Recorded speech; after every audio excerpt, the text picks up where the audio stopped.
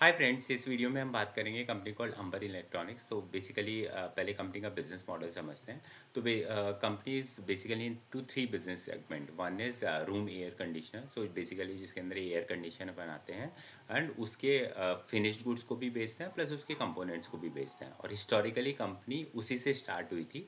और आज की तारीख में भी बात करें तो कंपनी का 70%, to be precise 67% revenue comes from this segment. Second segment where they actually scaled up in last 3-4 years is basically electronic manufacturing segment, जहाँ पे वो PCB बोर्ड बनाएंगे, PCB बनाएंगे, इलेक्ट्रॉनिक चार्जर बनाएंगे, देर आर अदर पीसेस। सो वो segment काफ़ी develop कर रहे हैं।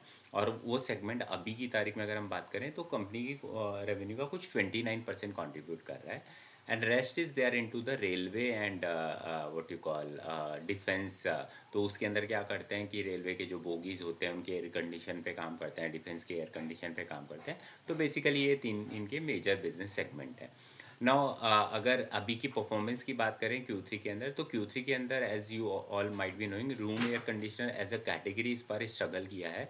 बिकॉज उतनी सर्दी उतनी गर्मी नहीं पड़ी थी। तो बेसिकली जो इन्वेंट्री थी रिटेलर एंड पे वो काफ़ी पाइलअप हो गई थी। और उस इन्वेंट्री की वजह से जो उसका लिक्विडेशन धीरे धीरे हुआ, उस वजह say that particular segment, I mean room air conditioner पर से industry didn't do well.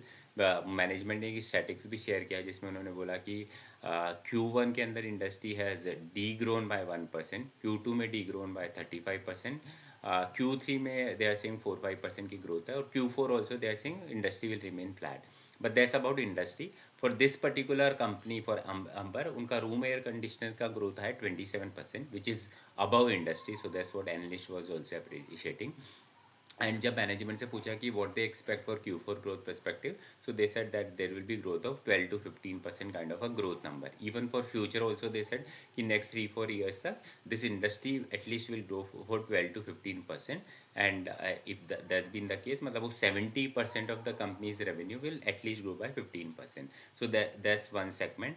I think ये इनका काफ़ी मेच्योर सेगमेंट है। ओनली चैलेंज हियर इज़ कि जैसे मित्सुबिशी करके कंपनी है जो एसी बनाती है, उन्होंने अभी बोला कि वो अपना खुद का बैकवर्ड इंटीग्रेशन करेंगे। बट द मैनेजमेंट ने अश्योर किया कि कितना भी बैकवर्ड इंटीग्रेशन कर लो, जो इनिशियल कंपोनेंट है वो वही सर्विस करने वाले हैं। एंड दैट्स वो उन्होंने काफ़ी केसेस में देखा है। तो मैनेजमेंट काफ़ी अश्योर है इस सेगमेंट को लेकर कि they will keep on improving while they may supply finished product, they may supply the component, they can provide sub component. So that's how they are pretty sure about this segment.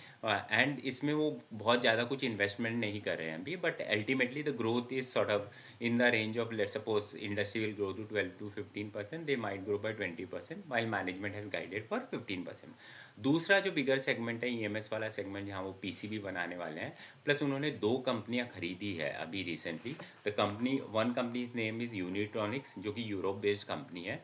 और उसमें दे are saying कि अभी जो primarily cell हो रही है वो US and Europe को हो रही है, which essentially means they see big potential coming to Asia and India.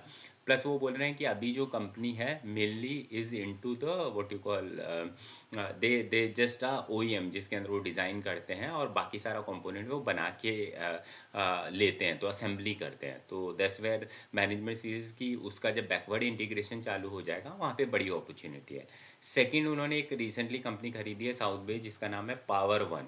सो वो कंपनी है ईवी चार्जिंग में, बैस में, एवरीथिंग में। और वो कंपनी भी मेनली साउथ में डोमिनेटेड थी। तो अब जैसे जैसे वो नॉर्थ में स्केल अप करेंगे वहाँ पे भी काफ़ी ग्रोथ आने की क्या एक्सपेक्टेशन है। एंड एनी विच उनका जो current capacity, they are coming out with 2-3 factories. So one is in Noida, one is in Tamil Nadu and so on and so forth. तो वहाँ पे जब इनका मेजर ग्रोथ आने वाला है, तो this segment remains to be a major growth driver for them.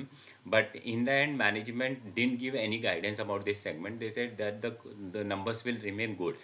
Now इस साल अगर उनका रेवेन्यू का ग्रोथ जो इस सेगमेंट में है वो कुछ 70% के आसपास है इस क्वार्टर में। तो अगर वो ग्रोथ पकड़ें 70% के आसपास, तो this segment can grow. But the major investment, major growth story, major EBITDA margin improvement, everything will happen in this segment.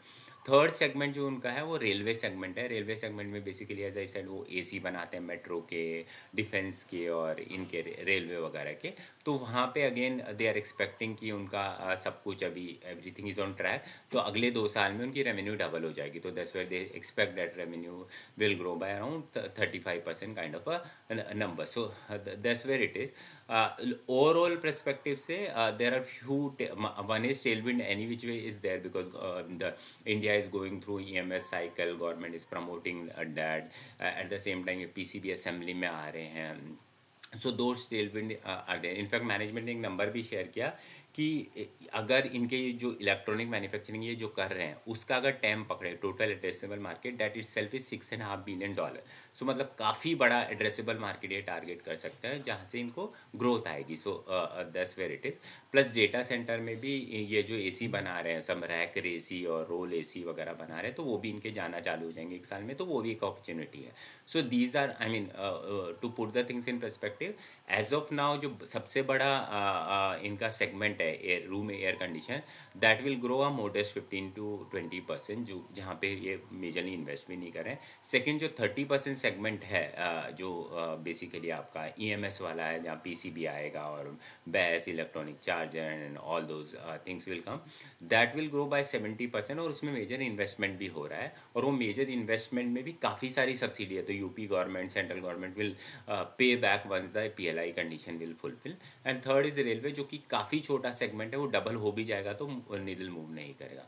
Now after seeing all this the stock is currently trading at 117। अगर मैं जो management ने guidance दिया है अभी उसको revenue के perspective से कंपेयर करूं तो the growth comes out, revenue growth comes around 35%। और अगर मैं 1% अभी इनका बेटा मार्जिन कुछ 7.2% है, अगर 1-1.5% मार्जिन इंप्रूवमेंट की स्टोरी भी ले लूँ तो max profitability growth from next year will be 50%। So on a PE of 117 अगर आप you are targeting a PAT growth of 50%, then it comes out to more than 2 type of PAG ratio, and at the same time management has to invest a big time, then there are too many moving parts and everything. So from investment perspective for this perspective the opportunity does not seem very great, but yes the industry is going through tailwind and जैसे management ने जैसा बोल रहे हैं कि 4-5 साल पहले तो ये EMS वाला सेगमेंट एग्जिस्ट ही नहीं करता था। उन्होंने अगर 30% रेवेन्यू वहाँ से आने लग गई और जिसका 20-12 बेटा मार्जिन 10.5% है तो धीरे धीरे management can gradually sort of make it. So that could be interesting watch out place. So no buy and sell recommendation. Thank you.